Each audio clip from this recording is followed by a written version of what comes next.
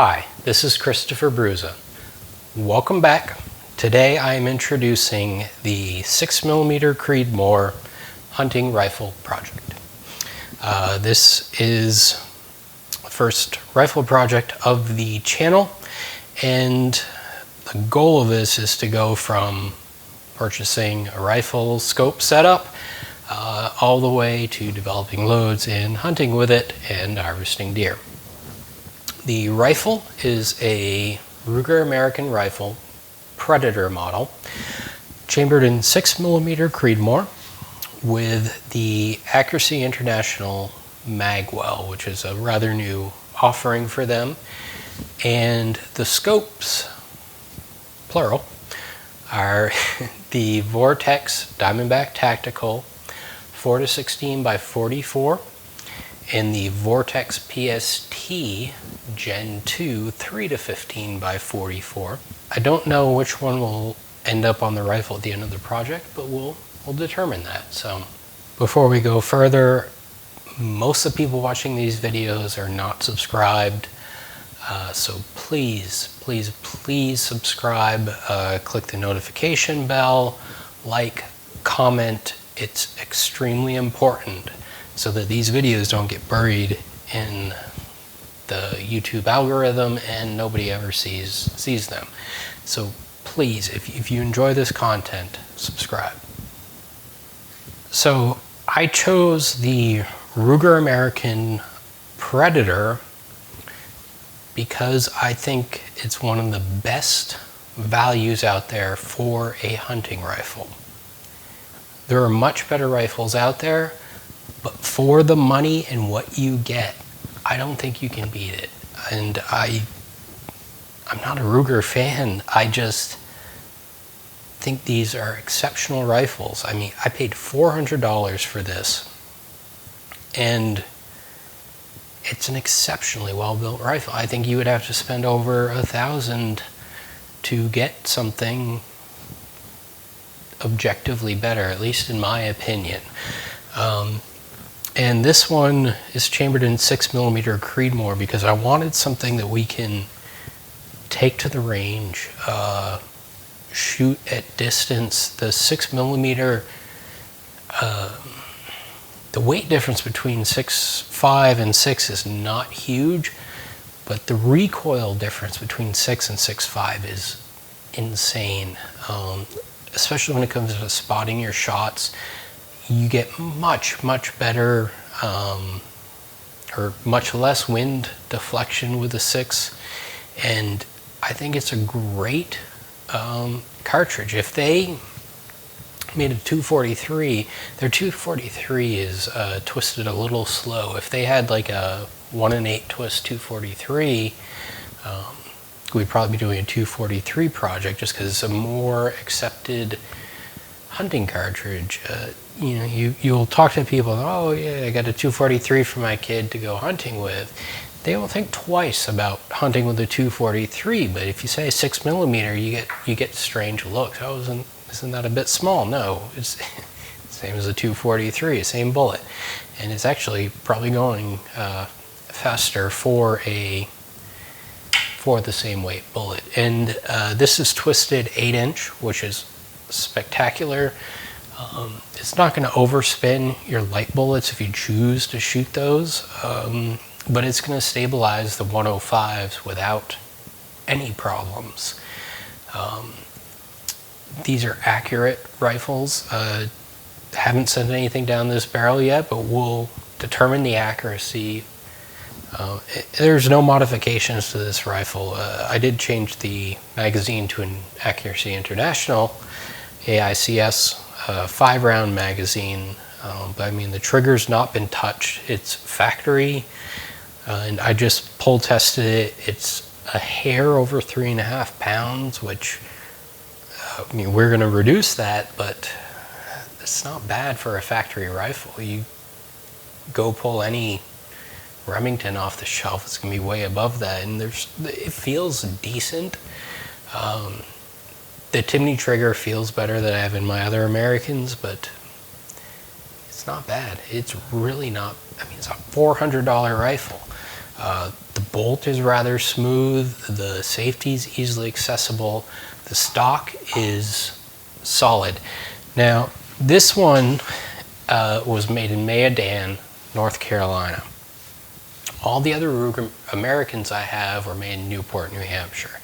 I don't know if this one is a fluke, but this seems to be much better put together than the other ones I've had. Not that the other ones are bad, but like I have always had to clean up the barrel channel in the stock and Dremel it or shave it away to get complete free floating.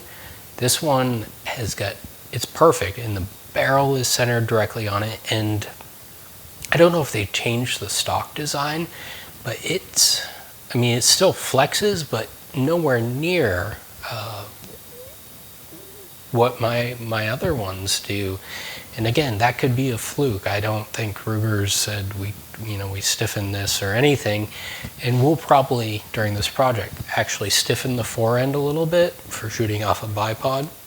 But overall, a $400 rifle, and this thing is better built than what you could buy for $800 10 years ago. It's insane. And it's in what I consider a very desirable cartridge. We can go to the range and easily engage targets out to 1,300 yards with this chambering, and go harvest any whitetail we want, black bear, anything. It's an exceptional chambering. People talk about how great the 6.5 is. This does everything the 6.5 does, but with less recoil and less wind drift. So I don't see the downfall. If you disagree, let me know in the comments. So you're probably asking, why two scopes? I've always been intrigued by Vortex. I am traditionally a Schmidt & Bender snob. Schmidt & Bender hasn't been updating their line that much, and honestly, they don't offer too many great hunting scopes. They have the Zenith line, which I love, and if I, no budget, I'm gonna grab a Schmidt & Bender Zenith, or like a Precision Hunter, which is their classic line with adjustable turrets. But most people aren't going to do that, and I don't know if it's really needed. A lot of people I see in competition are shooting Vortex, and they love them. I bought a PST Gen 2 for my wife's Ruger precision rifle when I wanted to steal my Schmidt & Bender back off it. And I was impressed with it. So I went through their catalog with the intent of comparing some scopes on this channel. And for me, first focal plane is a must. I know a lot of people are stuck in the second focal plane mindset, and this project, I'm going to make some arguments as to why that's invalid. I'm not saying it's invalid, but in my mind, why I think I can convince you otherwise. Milrad adjustments are extremely important. Just about everybody in competition is shooting Milrad, and my purpose, why I got into competition, why I still shoot them, is to increase my proficiency in the field when hunting. So I want to be thinking in Milrads. Both of these scopes are offered in MOA, and go for it if that's what you like. But this is focusing on Milrad. They're the same thing. It's just a different number you're adjusting to, and regardless, the Diamondback Tactical is a low-priced optic with a ton of features. You have fast focus eyepiece, 4:16 magnification, which a little higher than I'd want for hunting, but certainly reasonable.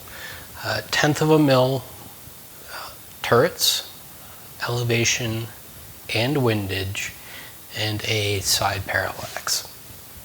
It has the EBR2C reticle, which both these scopes have, and you might say that's not great for hunting, but you're hunting on low power, and we will see why I think that is reasonable for hunting in timber and even low light. The main drawback I see to this scope, the turrets, like before I bought this, one of my friends had experience with this, and he said, the turrets aren't great, you know, I don't know if you want it, you're probably going to be disappointed. I would put the clicks on par with the SWFA Classic Series. There's a little bit of mush to them, which you can't deny, but they're really good for the price. The main drawback I see is this scope does not have a zero stop, and the windage will just let you ring that around without any sort of stop on it. I mean, you could go 3 revs on your windage. It's not ideal, but again, given the price, if they offered a model like $200 more and you got a zero stop and limited rotation windage, I'd probably get it. But so far I've been very impressed with this scope, just playing with it, you know, around my house, and we'll see how it performs, how it tracks. This is kind of our backup plan. If this fails and doesn't meet our specs, the PST Gen 2 will. Same objective diameter. Again, your fast focus eyepiece. It's a very similar scope. Heavier. This is made in China, and this is made in the Philippines. But they're very similar. I mean, you got 3-15, 4-16. There's no objective difference there. Both 30mm. Now that's one thing that I eliminated some of the, like the, was it the Razor HD? The Razor hunting scope was 34mm, and I find 34mm a bit unwieldy on a hunting scope. I'd like to stick to 30mm, which is why we went with this rather than the Razor. This scope does have, it limits your windage travel, bam, that's as far as I can go, and it has a zero stop on the elevation. It also has illumination, which I don't care about illumination. Some people might. To me, it's completely useless in all scenarios, but we will do tracking tests, clarity tests. We will determine if this scope can cut it in comparison to this, or if I throw them both out and throw a Schmidt and Bender on this. It's a new endeavor for me, and I'm really curious to see how these two scopes perform. I have an idea of how this rifle will perform, and I don't think I'll be disappointed, but maybe I will be. We'll improve it along the way. So if you want to see what happens, please subscribe and keep tuning into the channel. Until next time, enjoy.